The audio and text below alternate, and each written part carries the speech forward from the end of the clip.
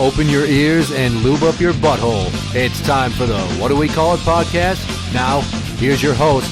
It's Jmann. Welcome to the What Do We Call It podcast. I'm Jmann. And I'm number one fan, Tim. Mental Health Awareness Week was October 6th through the 12th. Yay. So like many of those types of events, they talk about, break the silence or lift the stigma about discussing mental health, which is fine. But I would like to talk about why that's not a good idea. Oh, really? Okay. Speaking up or out or sharing is welcomed by many, which is encouraging.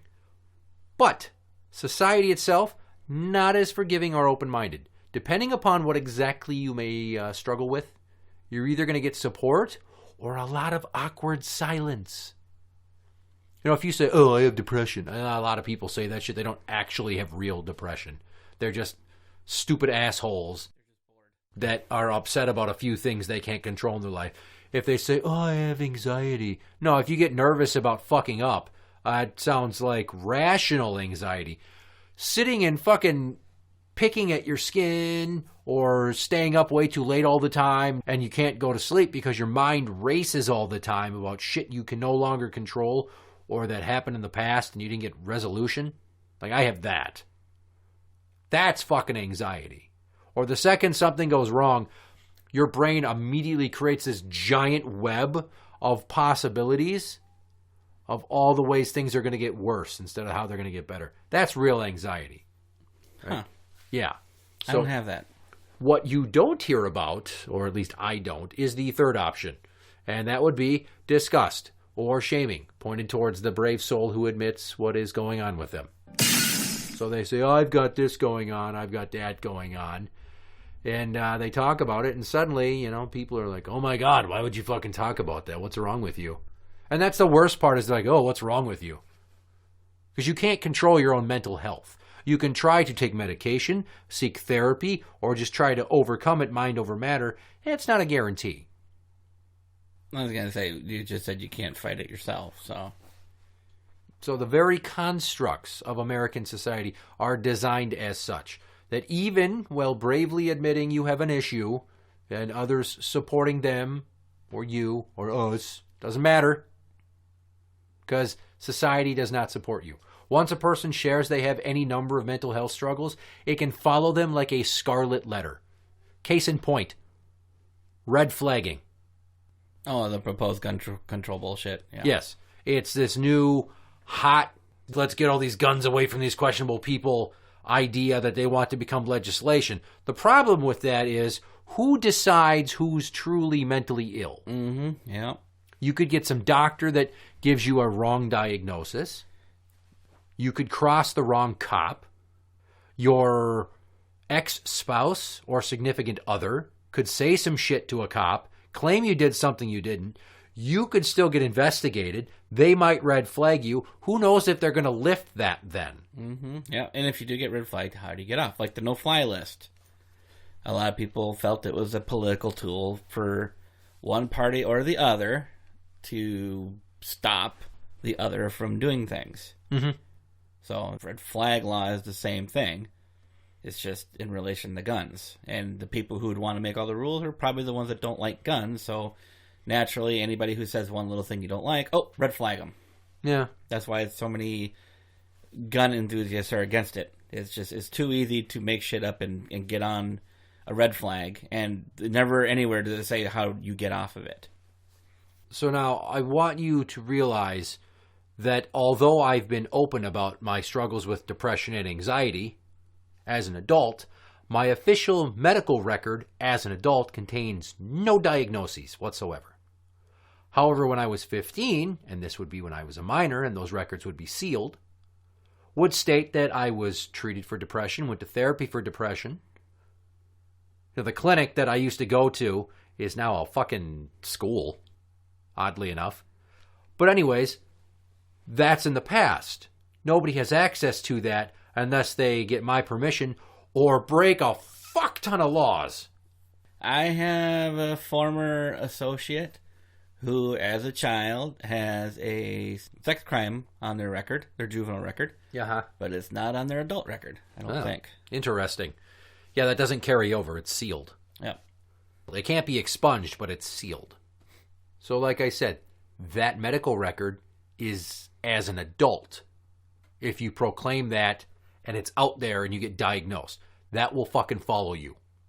Yep, everywhere. Wherever you go. It can be used against you. Divorces, custody battles, and especially attempts to enter certain career fields. Mm-hmm. Yep.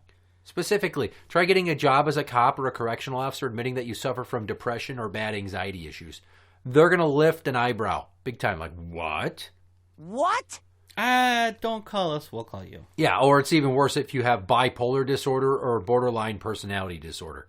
Which I can understand some of these situations. You don't want a person with those issues to be a police officer where you're in high-stress situations and, you kind of want to try to perform at your best, unlike some cops.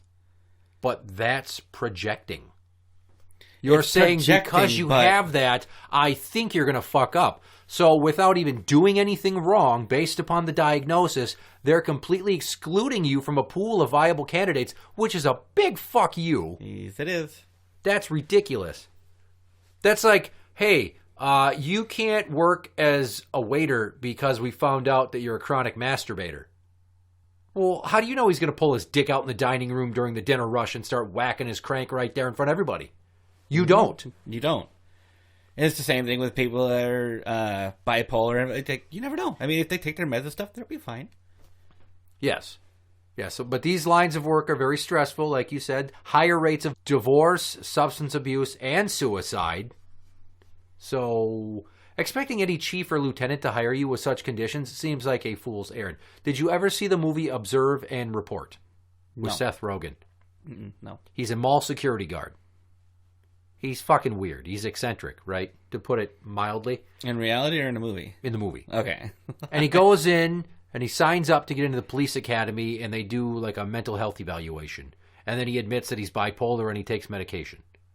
And that right there, she pretty much goes, oh, well, are you going to be taking these meds forever? He's like, well, yeah, they help keep me level. Well, you can't be in the police academy with this diagnosis or taking these meds. And it's a movie, and it's over-dramatized, and a comedy, but a pretty honest assessment of how a situation like that might go. I can see that. So let's take it a step further here now. Try running for office with anything like that, or especially a suicide attempt in your medical history. Imagine what the other party or candidate is going to say about you. Yeah. Never mind the totality of the circumstances, you're damaged goods and unfit to lead.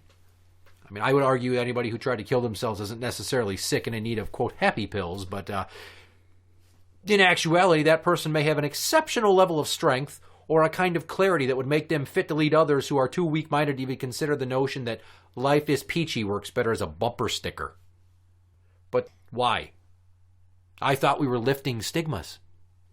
Talk about it. Let's break the silence. We'll accept you. And it's supposed to be a time to be honest and open and celebrate the courage to lower your guard. So you shouldn't have to worry about flipping out in a parking lot because you have problems regulating your emotions and someone just rammed a cart into your car. So now you've got little Susie on her phone there who thinks she's a good Samaritan calling the fucking cops and your whole life blows up because somebody did something that most of us would flip the fuck out about and they caught you in a bad moment. Mm-hmm. Yeah, so if you get questioned by the cops and let's say they give you like a disorderly conduct or something, like, well, why didn't you just walk away? Because they rammed a cart into my fucking car. I wanted to talk to them. The situation got heated. If somebody damaged my personal property, I'm not walking away from it. I'm sorry. But it seems like the cops give two shits less about context. They just want everything to be calm and orderly so they don't actually have to do any policing. So they will threaten to arrest you for this, that, and the other to coerce you to be a sheep who's docile all the time and basically accepts abuse as status quo. But we're getting off topic now. So. Well, that's the thing, though, is you're having an incident in a parking lot that getting questioned by the cops and possibly charged for could ruin your fucking life. Because they'll say, well, you need to go to anger management. No, I don't. That's healthy anger. So you're not a freak. You don't have problems regulating your emotions. somebody rammed your car with a cart. In that instance, you're just running hot and you're not a danger to anybody. So then you get that nosy cunt in the Prius 3 vehicles over and she calls the cops due to the yelling. And like I said, all that other shit happens. Right? Yeah. But that's why we preach understanding and patience. I thought, to help build people up and make them feel strong and proud. It is a double-edged sword. Yeah. Okay, so your boys. Obviously, one is high-functioning autistic. The other one, the jury's out. Jury's still out, yeah. So if anything happens in the next few years before they're adults, and it comes out they have depression, they have anxiety, they have intermittent explosive disorder, they're bipolar, they have borderline personality disorder, any of that shit. Mm-hmm. With what I'm saying in mind, and this touchy-feely fucking let it all out and let the world know so we can all congratulate you for your bravery, what are you more apt to tell them to do? Express it so people understand them more and run the risk of being exposed and vulnerable to judgment and having all these roadblocks in your life? Or play your cards close to the vest and maintain your composure and fight it on your own? You know, like only tell the people you trust, not, hey, the internet, I have depression and I want to kill myself all the time, but don't worry about me. No, a smart person plays it close to the chest.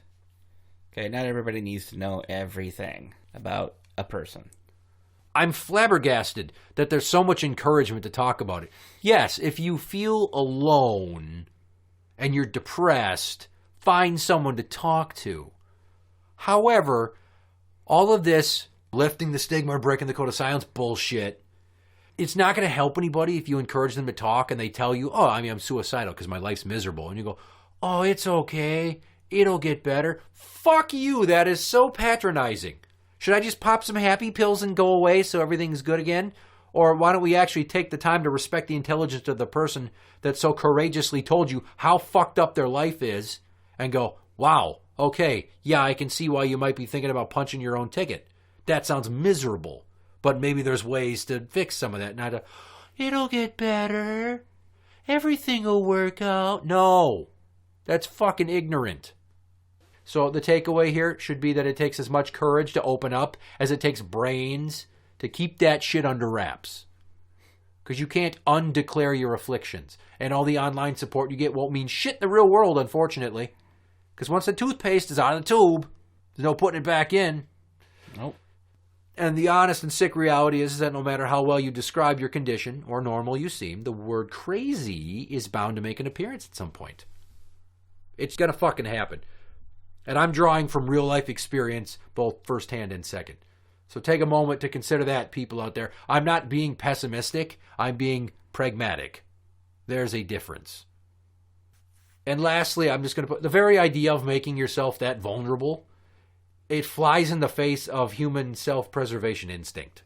Yeah, I've had people tell me that maybe I share too much of my personal life with people, you know, like the theories of my ex-wife and just other things. And it's just like, well, you know, I could play a little more guarded, but it's not like I'm running out telling strangers all this stuff. So we have kids, and it's this generation of be open and everybody should feel good all the time versus being right or doing things correctly. It's everybody's got to feel okay. So let's encourage everyone to talk about what they're fucked up like. And then hopefully everybody will be like, good for you. Let's give them hugs. And that's not, no. Someone at some point can use anything you tell them against you. And if they have the power to do so, we'll do it with impunity. Some of them are just looking for reasons to fuck you. I can tell you from experience that they don't like having their fuck-ups and their deficiencies pointed out. So as much as we try to help those people who suffer from mental health issues by asking them to let us know what's wrong, the very system that keeps the wheels turning is going to see them as a broken cog. So who would want to make a declaration of having a mental illness with that possibility looming? And what happens when they admit a diagnosis or issue and are welcomed immediately, but then shunned after one slight dust up in the future? That's what you got to think. Long game. Yeah, acceptance now, but what about in the future? What the fuck's going to happen? That's why so many people choose to suffer silently. And honesty may feel like freedom at first, but it can shackle a weight around your neck. So you can make all the posters and t-shirts and ad campaigns and online petitions you want. The powers that be don't share your consideration. And if you think I'm wrong, you're fucking naive. I've met plenty of, quote, normal people who had major demons and were scared who would find out. So it isn't just that they need your support. They need society itself to destigmatize them. Interact with the show on Twitter at What Do We Call It. That is at What Do We Call It. You can find us on Facebook at facebook.com/group/What Do We Call It podcast show. For the What Do We Call It podcast, I'm Jmann. And I'm number one fan, Tim. And that's the end.